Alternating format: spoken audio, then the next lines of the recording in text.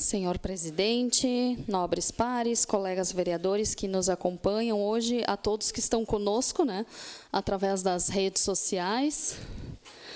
Bom, o motivo que me traz hoje, então, a este grande expediente é falar um pouquinho a respeito dos 16 dias de ativismo, Essa é uma bandeira, que engloba toda a sociedade civil, uma campanha proposta pela ONU, onde diversas atividades são realizadas em prol da segurança, do combate à violência contra a mulher. Dessa forma, então, aqui no Brasil, a gente trabalha, na realidade, são 21 dias de ativismo. Ele se inicia, então, em 20 de novembro, que é o Dia Nacional da Consciência Negra, que também faz esse alerta para a maior incidência de violência contra as mulheres, principalmente negras e pardas. Então, em 10 anos, os assassinatos de brasileiras negras e pardas cresceram 54%, de acordo com o mapa da violência de 2015. Então, essa é uma iniciativa que ela se inicia 20 de novembro e se encerra no dia 10 de dezembro, que é o Dia Internacional dos Direitos Humanos. Então, dessa forma, a gente tem que falar um pouquinho a respeito do que são os 16 dias de ativismo, do que é a violência de gênero, porque a gente vem observando que a violência de gênero ela acontece em qualquer fase da vida, não escolhe raça, idade, classe social, pode ser física, moral, psicológica. E se ela é base fundamental de uma cultura patriarcal, na qual nós ainda estamos bastante inseridos. Eu vou pedir para o pessoal da TV Câmara, então, mostrar um material que a gente fez. Bom, para falar, então, um pouco a respeito, é preciso falar desse modelo que a gente vive, que nos traz essas questões relacionadas ao machismo.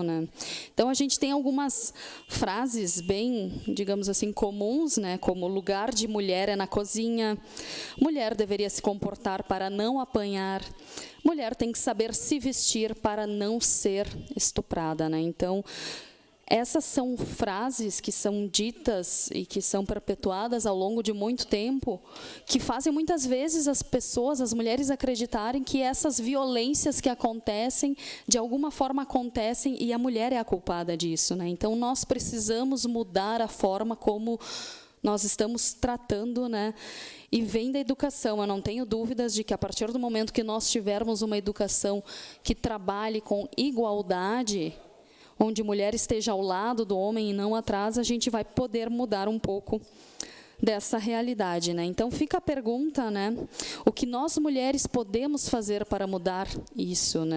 O que os homens podem fazer para mudar isso? Então, é necessário pensar em ações para reeducar as crianças, para apoiar outras mulheres, organizações que fazem um combate contra a violência à mulher. Então, são várias as possibilidades para que a gente, de fato, tenha ações mais concretas. Então, falando um pouquinho a respeito dos projetos em prol das mulheres, é importante ressaltar o quanto a política, e através da política a gente vem distanciando essa diferença entre homens e mulheres.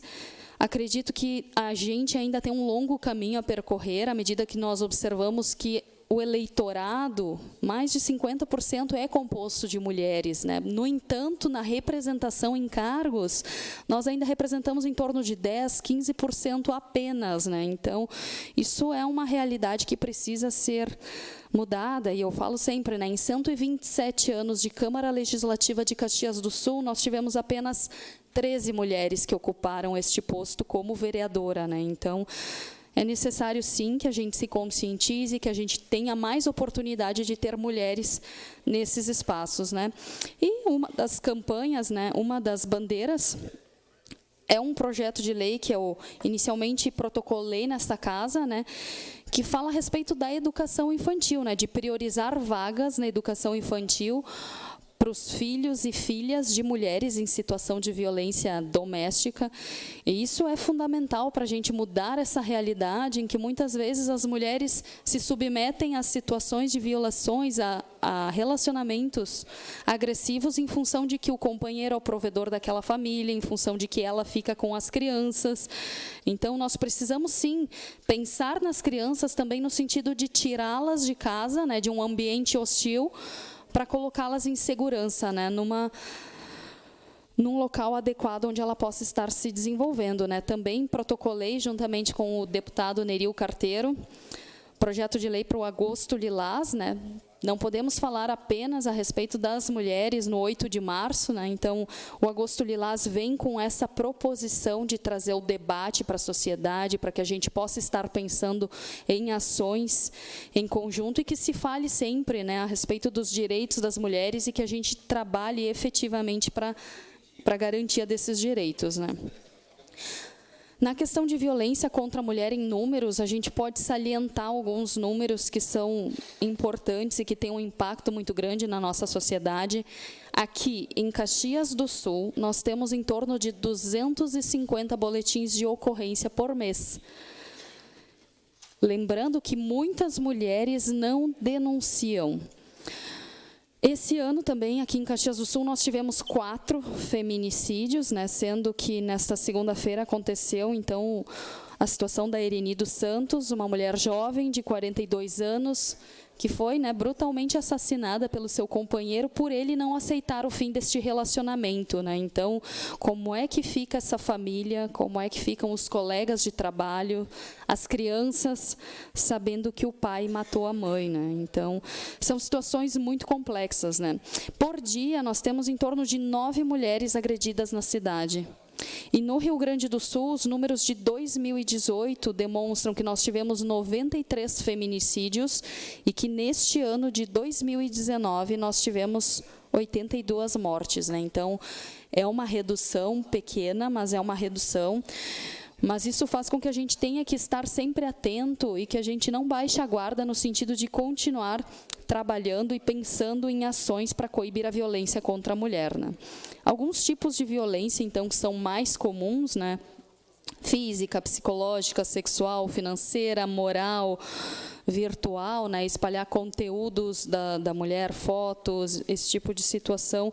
E que a gente vem trabalhando bastante com relação a isso também, através, né, do trabalho da Procuradoria Especial da Mulher, da qual eu faço parte, juntamente com a vereadora Denise Pessoa, nossa presidente, vereadora Paula Iores e também a vereadora Gladys Frisso, né? Então, precisamos estar unidos contra a violência contra a mulher. Acho que esse caso, né, trouxe à tona a situação, uma situação que por vezes fica parecendo que somente as mulheres estão batendo nisso, mas que tem que ser uma bandeira de todos, deste legislativo, do executivo, né? E é importante a gente sempre estar salientando como denunciar um caso de violência doméstica, como buscar ajuda, né? Quais são os órgãos em que as pessoas podem estar procurando, né? Então, a gente tem o Ligue 180, 24 horas por dia, final de semana, né? Temos também a Coordenadoria da Mulher aqui na Prefeitura, no 2º andar, a Delegacia Especial de Atendimento à Mulher. Então, são vários órgãos e Caxias do Sul tem uma rede de proteção que é modelo. Nós tivemos cidades como Canela, Gramado, vindo a Caxias do Sul para conhecer como funciona a rede de proteção à mulher e estruturar serviços, né?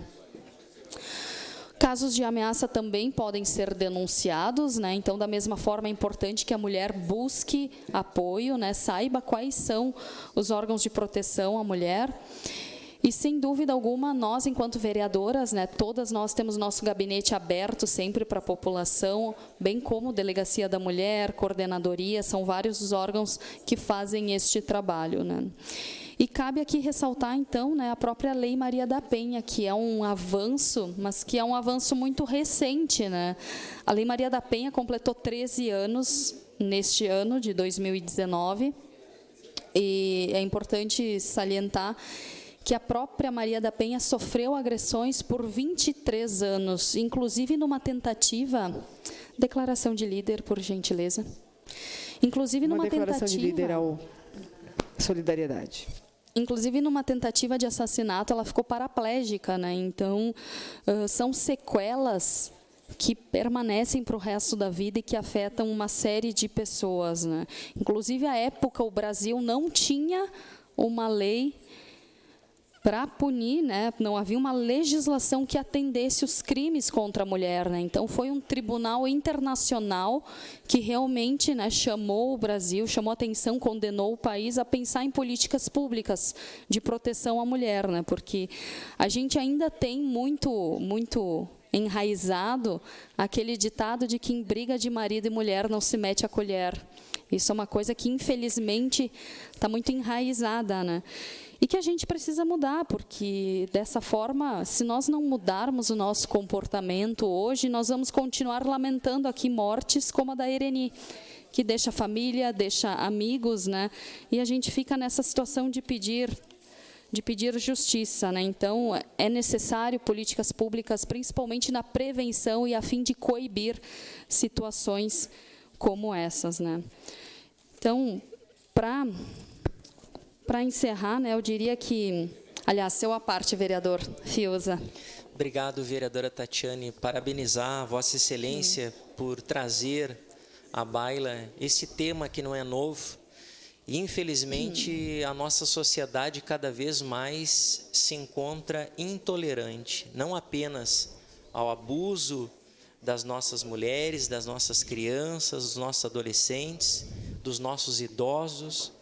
Essa intolerância causa, na maioria das vezes, essas agressões, que, em algumas delas, levam à morte de pessoas inocentes.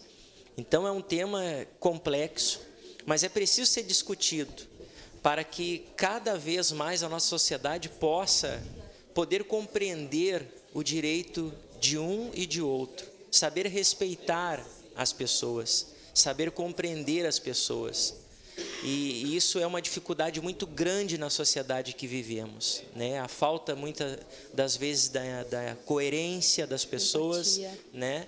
E isso vai, infelizmente, fazendo que haja uma situação complicada da infelicidade, das agressões que acontecem com o ser humano. Então, mais uma vez, parabenizo por esse tema, e nós sabemos que muitas são as mulheres que, às vezes, sofrendo essa violência, por qualquer tipo de violência, às vezes tem uma medida da justiça de proteção, a qual não tem uma fiscalização devida, porque o poder público não tem um braço extensivo para poder fazer esse tipo de fiscalização, e às vezes acontecem essas infelicidades, esses sofrimentos de óbito de pessoas inocentes, como foi o caso desta senhora nessa semana. Muito obrigado, vereadora, parabéns.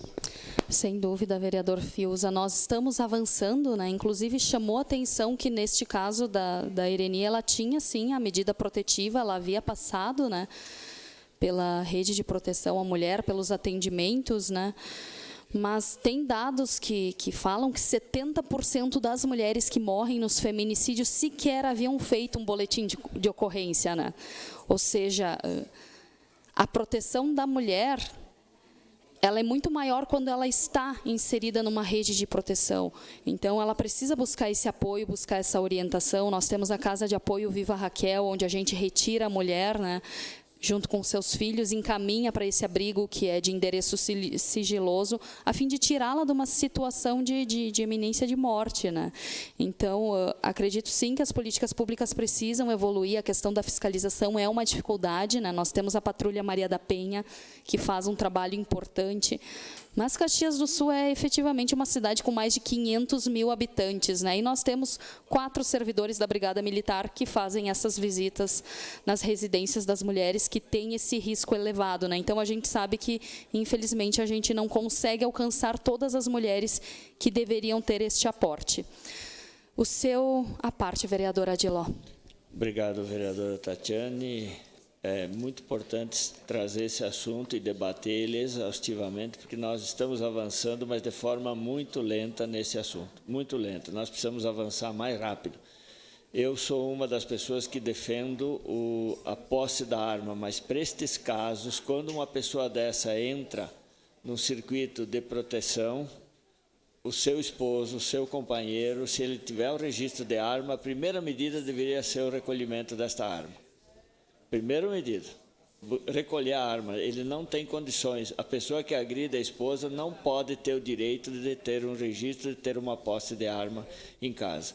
E, infelizmente, uma cultura arraigada na nossa sociedade que ela tem que ser mudada aos poucos, porque as pessoas entendem, seja os filhos ou seja a esposa, que são sua propriedade. Não são. O casamento é um acordo de caminhada, é um projeto de vida a dois. No momento que ele se rompe, cada pessoa tem seu livre-arbítrio, tem o seu direito de escolher o seu caminho e nós temos que respeitar. E não pode se imaginar que é propriedade, nem os filhos são propriedade dos pais. Nós temos obrigação de educá-los, encaminhá-los, mas respeitar o seu livre-arbítrio e as suas escolhas. E é isso que está faltando. Essa nossa sociedade tem que evoluir muito ainda. Então, lhe cumprimento pela insistência e é isso que nós precisamos continuar debatendo. Muito obrigado. Muito obrigada, vereador. Então, salientar que é tempo, né? É tempo de termos mais mulheres no mercado de trabalho, na política, em lideranças. É tempo de acabar com a violência contra as mulheres. É tempo de falar abertamente, de tomar posição, de criar ações concretas em prol das mulheres. É tempo de apoiar e empoderar essas sobreviventes. É tempo de iniciar uma conversa, de refletir sobre o respeito ao universo feminino. O tempo é agora. Salvem as nossas mulheres. Para encerrar, então, eu gostaria de passar um vídeo, né, para retratar um pouquinho dessas situações cotidianas que muitas das nossas mulheres acabam passando. Pense nas 5 mulheres mais importantes da sua vida. Se levarmos em conta as estatísticas brasileiras, pelo menos uma delas pode já ter sofrido violência doméstica. A violência contra a mulher é democrática. Segundo a Organização Mundial da Saúde, ela acontece em todos os grupos sociais, religiosos, culturais e econômicos, e das mais distintas maneiras. De acordo com a Lei Maria da Penha, uma mulher pode sofrer violência física, psicológica, sexual, patrimonial e moral. A maioria das mulheres vítimas de violência são agredidas pelos seus companheiros ou ex-companheiros, tanto em casa como na rua. E isso acontece o tempo todo. A cada 17 minutos, uma mulher é agredida fisicamente no Brasil. De meia em meia hora, alguém sofre violência psicológica ou moral. A cada 3 horas, alguém relata um caso de cárcere privado. Em um mesmo dia, 8 casos de violência sexual são descobertos no país. E toda semana, 33 mulheres são assassinadas por parceiros antigos ou atuais. O ataque é semanal para 75% das vítimas, situação que se repete por até 5 anos. Essa violência também atinge a parte mais vulnerável da família. A grande maioria dessas mulheres é mãe, e os filhos acabam presenciando ou sofrendo as agressões. Por que essas mulheres não acabam com isso? Porque não é tão simples. Elas costumam relatar que sentem medo de uma agressão ainda pior ou até mesmo um homicídio depois da denúncia. Há também o receio de que possam acabar saindo como vilãs. Além disso, muitas dependem financeiramente do agressor e não recebem apoio emocional de familiares ou conhecidos. Outro desestímulo é a falta de punição adequada para o agressor. Ele só fica atrás das grades de 3 meses a 3 anos. Isso quando fica. A razão de todo esse problema é histórica. A igualdade de gênero perante a lei é uma questão muito recente no Brasil. Até 1940, existia a Lei da Honra, que anulava a culpa do marido caso ele assassinasse a esposa que o havia traído. Lá fora, em países como o Egito, essa lei é válida até hoje. Por aqui, o caminho é aproveitar datas como o Dia da Mulher para deixar claro que esse tipo de violência não é aceitável e que quando o agressor não percebe isso, a única saída é meter a colher, sim.